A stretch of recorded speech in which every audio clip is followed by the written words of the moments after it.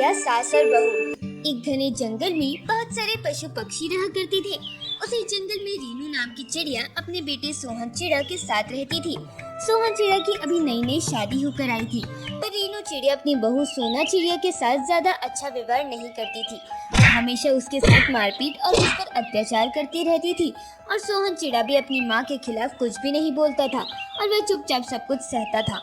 एक दिन की बात है, सोना चिड़िया रसोई में खाना बना रही होती है। तभी उसकी सास रीनू चिड़िया वहाँ पर आती है और सोना चिड़िया का पंख जला देती है। सोना चिड़िया बहुत ज्यादा रोती है क्योंकि उसे बहुत तेज दर्द हो रहा होता है और वह अपनी सास रीनू चिड़िया से कहती है, आप हमेशा ही मेरे साथ ऐसा व्यवहार कर रही हैं। आखिर आप मेरे साथ ऐसा क्यों कर रही हैं? क्योंकि तुम बहुत ही गरीब घर की है और मुझे बिल्कुल भी पसंद नहीं है और इसी वजह से मैं तेरे साथ ऐसा व्यवहार करती हूँ। तो फिर आपने अपनी बेटी की शादी मुझसे क्यों कराई? आप अपनी बेटी की शादी किसी और से करा सकती थी। आपको तो पता था कि मैं गरीब घर से हूँ। हाँ, मुझे पता था और इसलिए मैंने अपनी बेटी की शादी तेरे साथ कराई क्योंकि मुझे एक बहू की नहीं बल्कि एक नौकरानी की जरूरत थी। इसके बाद रीनू चिड़िया वहाँ से चली जाती है। रीनू चिड़िया के जाने के बाद सोना चिड़िया बहुत ज्यादा दुखी होती है और बहुत ज्यादा रोती है। जब शाम को सोहन चिड़िया घर आता है तो सोना चिड़िया उसे सब कुछ बताती है।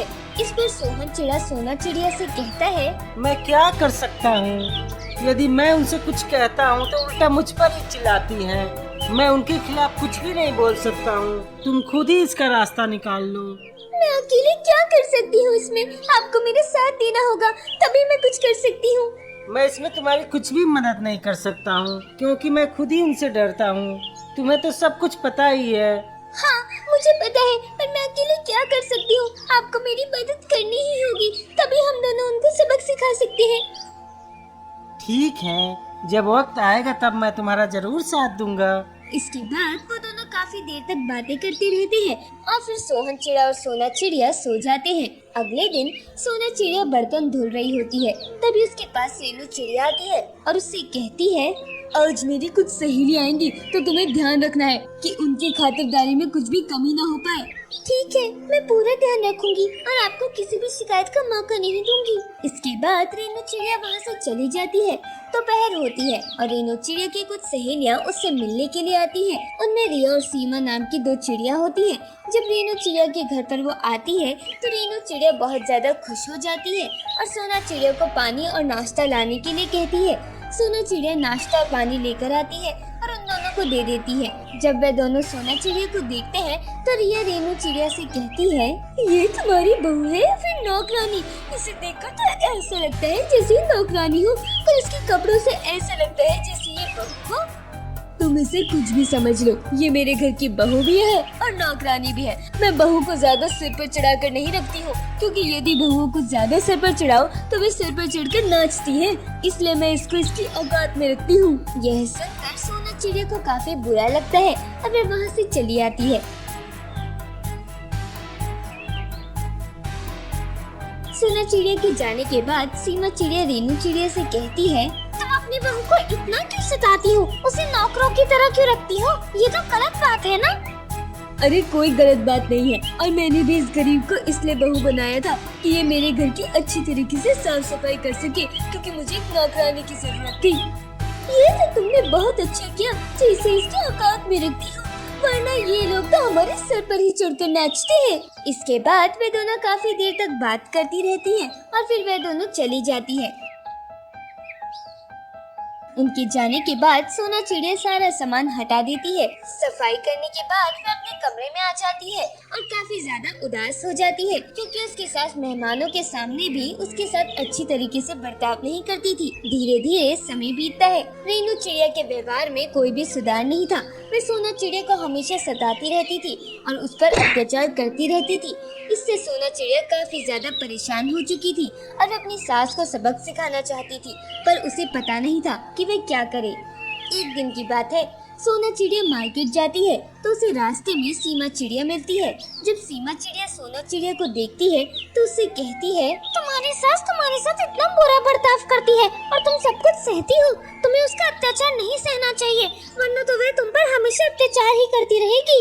तो मैं क्या करूं? मैं कुछ भी नहीं कर सकती हूँ और मेरे पति भी मेरा साथ नहीं देते हैं क्योंकि वे खुद उनका अत्याचार सह रहे हैं। मुझे पता है कि चिड़िया तुम दोनों को सही से नहीं जीने दे रही है। इसके बाद सीमा चिड़िया सोना चिड़िया को एक योजना बताती है। योजना सुनकर सोना चिड़िया बहुत खुश हो जाती है और अपने घर पर आ जाती है।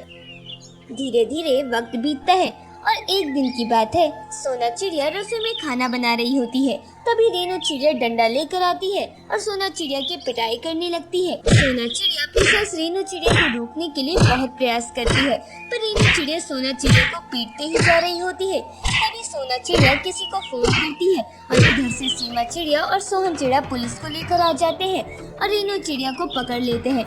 पुलिस को देखकर रेनू चिड़िया काफी ज्यादा घबरा जाती है और भागने की कोशिश करती है, पर पुलिस रेनू चिड़िया को पकड़ लेती है। अरे आप मुझे क्यों पकड़ रहे हो? आपको सोना चिड़िया को पकड़ना चाहिए क्योंकि ये मेरे घर में चोरी कर रही थी। तुम झूठ बोल रही हो, हमें सब कुछ पता चल चुका है। तुम्हारे बेटे और तुम्हारी सहेली ने हमें सब कुछ बता दिया है। तुम अपने बहू सोना चिड़िया पर कितना अत्याचार करती हो। नहीं, ये दोनों झूठ बोल रहे हैं। ये इन लोगों की साजिश है, मुझे फंसा रहे हैं। ये झूठ बोल रहे हैं या तुम झूठ बोल रही हो, अभी पता चल जाएगा। इसके बाद पुलिस सोना चिड़िया से पूछती है, क्या तुम्हारी सास तुम पर अत्याचार करती है? हाँ, ये मुझ पर बहुत अत्याचार और मारपीट भी करती थी क्योंकि मैं गरीब हूँ इसलिए। अब चलो हम तुम्हारी अच्छे तरीके से खातिरदारी करेंगे। नहीं, मुझे माफ कर दो। आज के बाद मैं ऐसा कभी भी नहीं करूँगी। सोना चिड़िया मुझे माफ कर दो। मुझे पुलिस वालों से बचा लो, वरना ये मुझे मार मार के मेरी हड्डी पसली तोड़ देंगे। सोना चिड़िया मुझे माफ कर दो। आपने जो किया है आपको उसकी सजा तो भुगतनी ही पड़ेगी।